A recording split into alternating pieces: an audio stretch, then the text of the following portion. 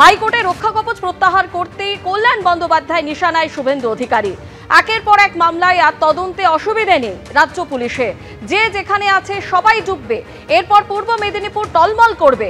বিরোধী দলনেতাকে হুঁশিয়ারি তৃণমূল সাংসদ কল্যাণ বন্দ্যোপাধ্যায়। এরকম লোকের কথার কোনো উত্তর দেব না, পাল্টা শুভেন্দু অধিকারী। যে এফআইআর গুলোতে শুভেন্দু অধিকারীর নাম নেই, সেই এফআইআর গুলো চ্যালেঞ্জ হয়েছিল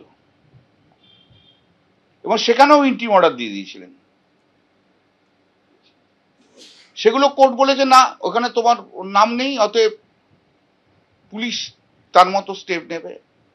তার মধ্যে একটা এফআইআর শুধু বলে দিচ্ছি, সে একটা এফআইআরে ওর খুব কাছের লোক আর কি, রাখাল মুখার্জি,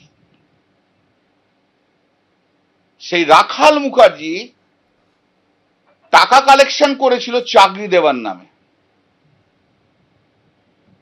সে কলকাতা পুলিশ এবং রেল।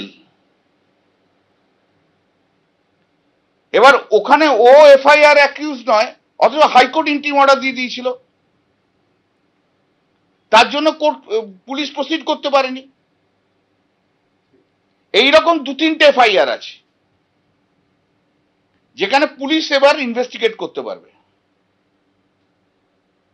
সেখানে সিটফিট কিছু আসছে না, পুলিশ নিজের মতো ইনভেস্টিগেট করতে পারবে। বলে ওখানে ও এফআইআর, ওর নাম নেই, আমরা এটা ধরবই না। এবার ধরো Birbaha Hansda, schedule caste schedule tribe, সে এফআইআর করেছিল, সেই এফআইআরও স্টে হয়েছিল।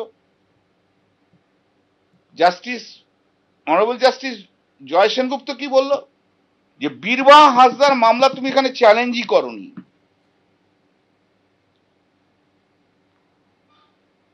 এবং বীরবাহ হাঁসদার দাদাও ছিল, দুটো এফআইআর, দুজনের ক্ষেত্রে দুটো এফআইআর ছিল। তাহলে সেইখানে পুলিশ, বেঙ্গল পুলিশ যে যার মতো নিজের মতো কাজ করবে। ও চেলা চামুন্ডা যে যেখানে আছে, মেদিনীপুর ডিস্ট্রিক্ট একদম টলমল করে যাবে, সব ঢুকবে। আমি ওর কথার উত্তর দেবো না, মদখর মাতালদের কথার উত্তর আমি দিই। আমি ওই মাতাল মদন, মাতাল কল্যাণের কথার উত্তর দেবো না। আমাকে গালাগাল দিয়ে কি হবে রে? তুই তো বাংলা খেকো শুভেন্দু, সেখানে যে যার মতো করে পুরো ফ্যামিলি বাংলা খাস। তুই আমাকে গালাগাল দিচ্ছিস কি? নিজেকে দেখ, শেষ হয়ে যাবে ওরা। একটার পর একটা মামলায় পরাস্ত হয়ে তিনি এখন তার বলার মতন কিছু নেই, তিনি এখন যা খুশি তাই নিজের মতন প্রলাপ বকছেন। আমি ভাবছিলাম কল্যাণবাবু বলবেন যে আমার জয়টা অদৃশ্য, ওটা কেউ দেখতে পাচ্ছে, ওটা একমাত্র শুধু আমিই দেখতে পাচ্ছি। যে কথাগুলো বলছেন সেটা সম্পূর্ণ রিডান্ডেন্ট, বেসলেস। 15খানা মামলা হাইকোর্ট কোয়াশ করেছে, 5খানা মামলাতে সিট এবং রাজ্য পুলিশ সিবিআই এবং একটা সিট ফরমেশন করতে বলেছে। সেখানে রাজ্য এবং কেন্দ্রের দুটো ইনভেস্টিগেশন এজেন্সি থাকবে এবং সেইভাবে সেই মর্মে তদন্ত করতে বলেছে। তার মানে রাজ্য প্রশাসনের উপরে হাইকোর্ট আস্থা রাখেনি। এছাড়াও যে বাদ বাকি এফআইআর গুলো আছে, কল্যাণবাবু হয়তো শেষ কথাটা শুনতে হয়তো মিস করেছেন বা সেটা সত্যের অপলাপ করছেন। তার লিবার্টি দেওয়া আছে, আমরা অ্যাপ্রোপ্রিয়েট স্টেজে সেটা কোশিং ফাইল করতেই পারি সেগুলো নিয়ে।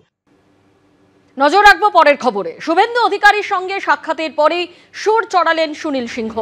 ঘরে ফিরে বাড়িতেই বসে আছি, তৃণমূলের আর প্রয়োজন নেই। তৃণমূল থেকে বিজেপি হয়ে তৃণমূলে ফিরে আক্রমণে প্রাক্তন বিধায়ক। সময় যখন আসবে সবকিছুর প্রমাণ পেয়ে যাবে বললেন সুনীল সিংহ। দল কাউকেই গুরুত্ব দেয় না, নিজের গুরুত্ব তৈরি করে নিতে হয়। সুনীল সিংহের ক্ষোভ নিয়ে পাল্টা জবাব সোমনাথ সেনের।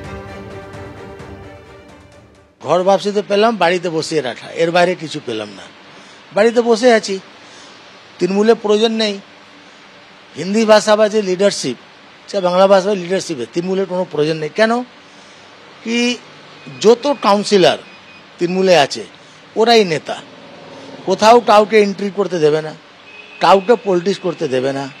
আর যে পলিটিক্স করার লোক আছে ওরা ঘরে বসিয়ে রাখবে। আমরা বসে আছি। এই গ্রাসরুটে আমাদের মান সম্মান আছে, মানুষ আমাদের ভালোবাসে। কে লিডারশিপ ভালো বাসলো না বাসলো কিছু হাজার, সময় যখন আসবে প্রমাণ পেয়ে যাবে সব। বাড়ি প্রবলেম ছিল, এই জন্য তৃণমূলে আমি এসেছিলাম।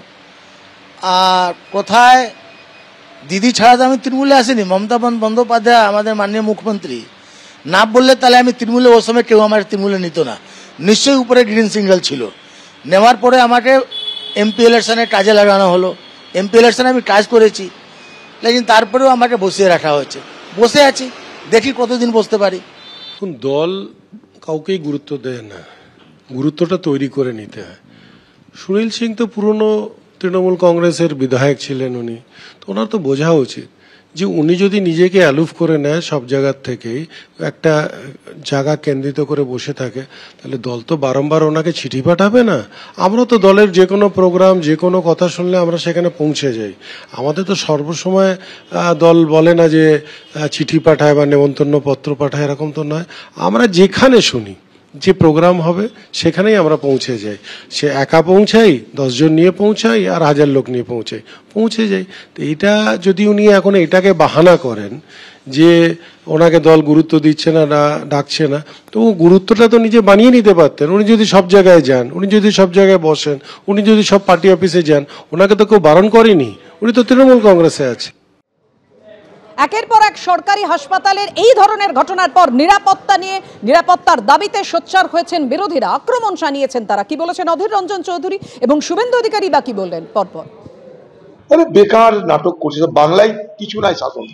পশ্চিমবঙ্গের মুখ্যমন্ত্রী মমতা ব্যানার্জির যে ডিকশনারি পড়ে আজকাল, সেই ডিকশনারিতে নিরাপদ বলে কোনো বস্তু তিনি রাখেননি। আর যেমন সকলের জন্য এই বাংলা নিরাপদ নয়, তার ব্যতিক্রম আছে। সে ব্যতিক্রমে দুটো লোকের জন্য নিরাপদ, এক দিদি আর তার খোকা বাবু, আর কেউ নিরাপদ নয় বাংলায়। মমতা ব্যানার্জির যে ডিকশনারি অভিধান, প্রশাসন পরিচালনার অভিধান, তাতে এই বাংলায় নিরাপদ বলে কোনো শব্দের স্থান রাখে। বাংলার কিছু নাই আইন। এ বাংলা ধূলিসাৎ হয়ে যাবে এই মহিলা যদি থাকে ক্ষমতায়। এ বাংলার রসাতলে যেতে যেতে আমাদের অস্তিত্বের সংকট দেখা দিবে। এত বড় কথা বলে রাখলাম। তৃণমূল মানে হলো ধর্ষকদের পার্টি। ধর্ষকদের পার্টি, বিরাট লম্বা তালিকা। বলতে গেলে শুধু নারী নির্যাতন আর ধর্ষণের উপরে 1 ঘন্টা বেশি সময় চলে যাবে। পার্ক স্ট্রিট, কামদুনি, কাকদ্বীপ, কাটোয়া, কোথায় ঘটেনি বলুন? সম্প্রতি যা ঘটেছে, কালিয়াগঞ্জ রাজবংশী পরিবারের মেয়ে ক্লাস 12-এর ধর্ষণ করে খুন করলো, পুকুরে দেহ ভাসলো। নমশূদ্র পরিবার, বাচ্চা মেয়ে 9 বছর 9 ক্লাসের, তাকে জন্মদিনের পার্টিতে ডেকে পঞ্চায়েত মেম্বার তৃণমূলের ছেলে ধর্ষণ করলো, গায়ে মদ ঢেলে দিল, বিনা চিকিৎসায় সারা রাত্রি ছটফট করে এই নমশূদ্র তফসিলি পরিবারের বাচ্চা মেয়েটি মারা গেল, পুড়িয়ে দিল শ্মশানে। ডেথ সার্টিফিকেটটা পর্যন্ত নেই। সিবিআই হলো, পঞ্চায়েত মেম্বারের বেটা জেলে, আর মমতা বলল লাভ অ্যাফেয়ার্স, প্রেমের গল্প। এই হলো বাংলার মুখ্যমন্ত্রী। বিরোধীদের পাল্টা কটাক্ষ। কি বলেছেন কুণাল ঘোষ দেখুন। 35 বছরের থেকে এখন অনেক কম, অন্য রাজ্যের থেকে কম। আমরা চাই একটাও যেন না হয়। পুলিশ ব্যবস্থা নিচ্ছে। শুভেন্দুবাবু বললেন না তো যে ডবল ইঞ্জিন সরকারগুলোয় কি চলছে? সর্বশেষ গতকাল মহারাষ্ট্রে পুলিশ অফিসার লাগাতার ধর্ষণ করেছে। সরকারি হাসপাতালের মহিলা চিকিৎসক সুইসাইড করেছেন হাতের তালুতে, তার সুইসাইড নোট রেখে গেছেন। ওড়িশায় পুরীর সমুদ্র তটে পর্যটক ধর্ষিতা হচ্ছেন।